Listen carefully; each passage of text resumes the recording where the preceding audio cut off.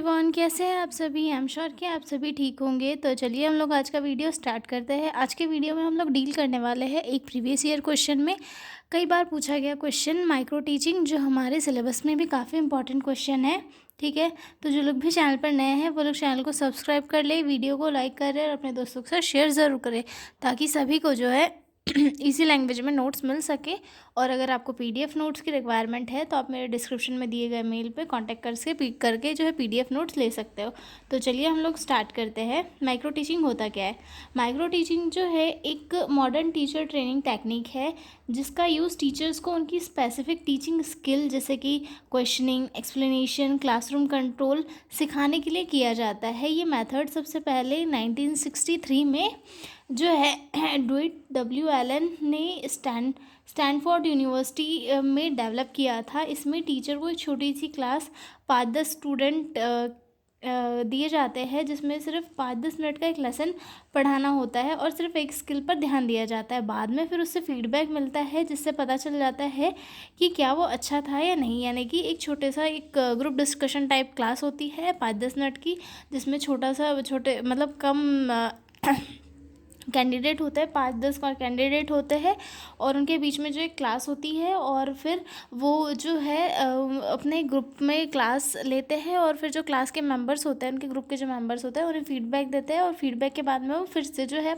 अपने जो फीडबैक के अकॉर्डिंग अपनी जो गलतियाँ है वहाँ पर काम करके फिर से वर्क स्टार्ट कर देते हैं। ठीक है, माइक्रो टीचिंग जो है एक काफ़ी इम्पॉर्टेंट टॉपिक है बीएड और डीएड वगैरह का। मतलब जो लोग टीचिंग से रिलेटेड कोर्सेज वगैरह रहते हैं, इसमें माइक्रो टीचिंग एक काफ़ी इंपॉर्टेंट टॉपिक है और हमारे भी सिलेबस में ये कई बार जो है पूछा गया था प्रीवियस ईयर में। ठीक है, तो हम लोग स्टार्ट करते हैं। मैंने इसका मीनिंग बता दिया कि माइक्रो टीचिंग है क्या। अब हम इसका इंट्रो देख लेते हैं थोड़ा सा। Micro teaching is a teacher training technique that help teacher improve specific techniques of teaching skills in a short और फोकस्ड वे। मतलब माइक्रो टीचिंग जो है एक टीचर ट्रेनिंग टेक्निक है, जो कि है टीचर्स को अपनी जो टीचिंग स्किल्स होती है, स्पेसिफिक टीचिंग स्किल, उन्हें इम्प्रूव करने के लिए हेल्प देती है। ठीक है, it was developed by dot W Allen and his team at Stanford University in 1963। ये जो है एक एडवर्ड डब्ल्यू एलन ने स्टैनफोर्ड यूनिवर्सिटी में जो है 1963 में डेवलप की थी।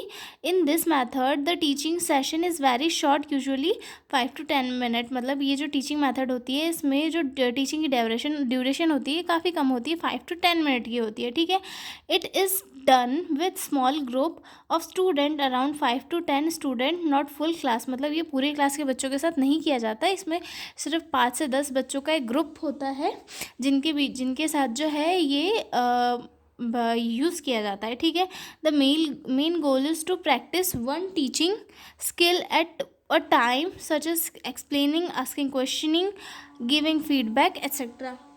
मतलब इसमें जो होता है, इसका जो एक गोल होता है कि किसी भी एक पर्टिकुलर टीचिंग स्किल पर प्रैक्टिस करना, जैसे कि क्वेश्चन को एक्सप्लेन करना, वो ऐसी टेक्निक्स पर जो है प्रैक्टिस करना। इसमें एक स्टूडेंट होता है, वो अपने ग्रुप को जो है लेक्चर देता है पर्टिकुलर टॉपिक पे 5 से 10 मिनट का, और फिर उनका जो वो ग्रुप होता है उसकी गलतियाँ और उसे फीडबैक देता है, उसे बताता है कि तुम्हें यहाँ पे इम्प्रूव करना होता है। फिर जो बंदा होता है जो जिसने क्लास ली थी या फिर पढ़ाया था, वो फिर से अपनी जो गलतियाँ होती हैं उन्हें सुधारता है और फिर से वो जो है उस पर वर्क करता है। ठीक है, it follows a teach feedback reteach cycle to improve the teacher's performance. और इसके थ्रू जो होती है टीचर की परफॉर्मेंस इम्प्रूव होती है, क्योंकि इसमें जो स्टूडेंट पढ़ाता है फिर उसे फीडबैक मिलता है, फिर वो फिर से पढ़ाता है अपनी गलतियों को कवर करके। तो इससे जो है एक टीचर की टीचिंग स्किल्स इम्प्रूव होती है। ठीक है, based on feedback the teacher modify the lesson and teachers it again focusing on. मतलब जहाँ जहाँ गलतियाँ हुई है उसे फिर से पढ़ाता है और जो गलतियाँ उसने की है उस पर वापस से वो फोकस करता है। ठीक है, इसकी डेफिनेशन देख लेते हैं।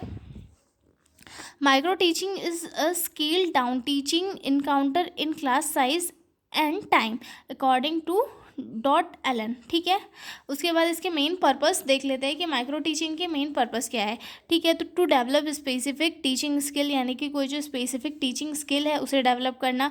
To build confidence in trainee teachers, यानी कि जो ट्रेनी टीचर्स होते हैं उनमें एक कॉन्फिडेंस बिल्ड करना कि वो क्लास में कैसे कैसे अच्छे से पढ़ा सके, ठीक है।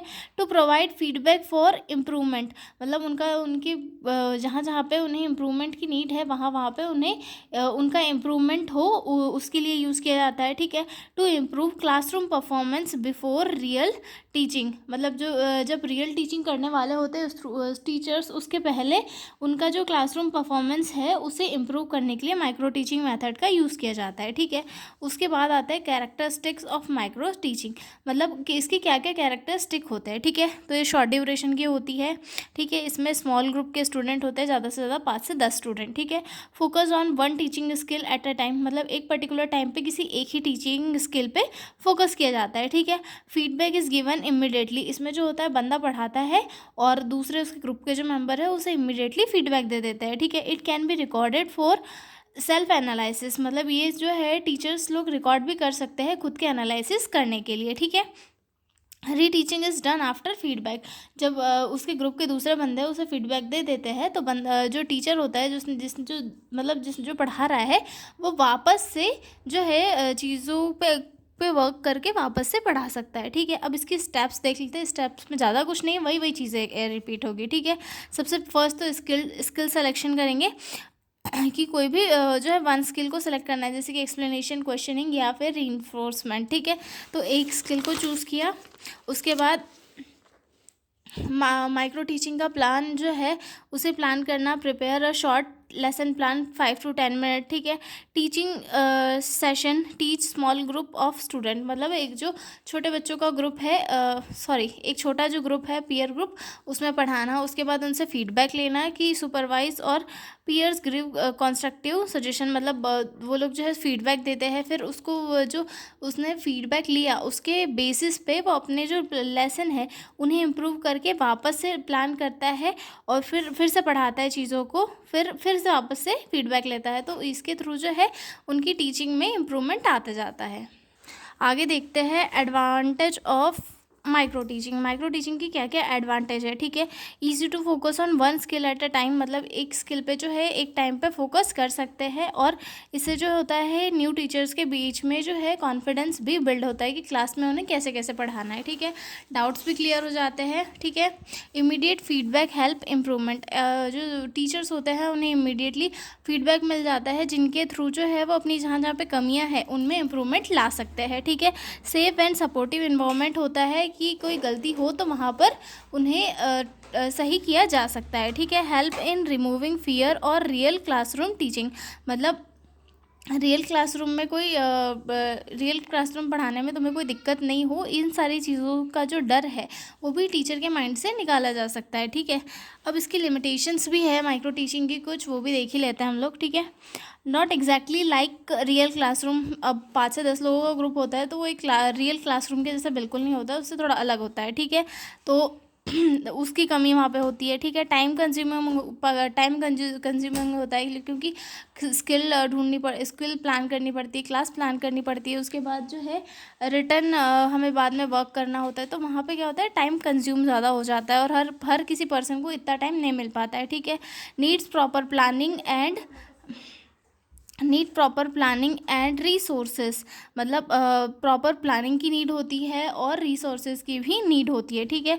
May miss real classroom challenges like large class और डाइवर्स लर्नर्स, मतलब इसमें जो है एक रियल क्लासरूम के जो रियल चैलेंजेस होते हैं वो भी मिस हो जाते हैं, क्योंकि एक छोटी क्लास जो होती है एक छोटी क्लास होती है, बड़ी क्लास और स्टूडेंट के बीच में, लार्ज ग्रुप के बीच में पढ़ाना एक अलग चीज़ हो जाती है और एक अपने दोस्तों के बीच में पढ़ाना एक अलग चीज़ हो जाती है, क्योंकि उनके अंडरस्टैंडिंग का लेवल अलग होता है और बच्चे के अंडरस्टैंडिंग का लेवल अलग होता है, और हम उनके सामने पढ़ाने से क्या होता है थोड़ा हमें इतना अनकम्फर्टेबल नहीं होता, लेकिन स्टूडेंट्स के सामने पढ़ाने में थोड़ा अनकम्फर्टेबल होता है। तो माइक्रो टीचिंग के थ्रू जो है इस चीज़ में हेल्प नहीं मिल पाती है, ठीक है।